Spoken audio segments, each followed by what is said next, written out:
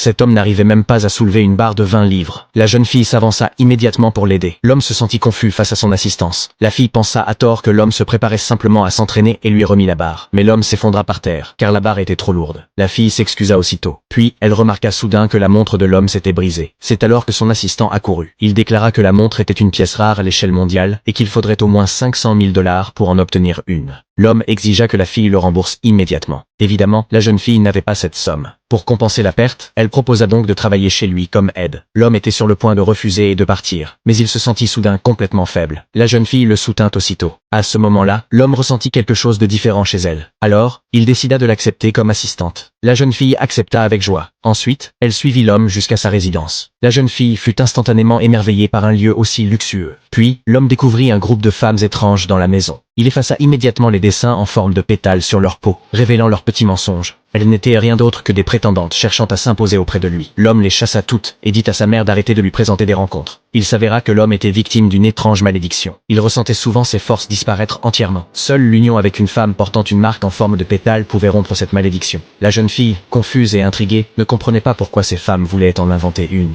Elle pensa même à se débarrasser de sa propre marque en forme de pétale. L'homme crut que la fille faisait preuve de négligence. Celle-ci retourna aussitôt à ses tâches, frottant le sol avec ardeur. Elle déclara qu'elle voulait le rendre si propre qu'il pourrait lui servir de miroir. L'homme esquissa alors un sourire en secret. Sa mère, elle, fut totalement bouleversée. C'était la première fois qu'une femme réussissait à faire sourire son fils.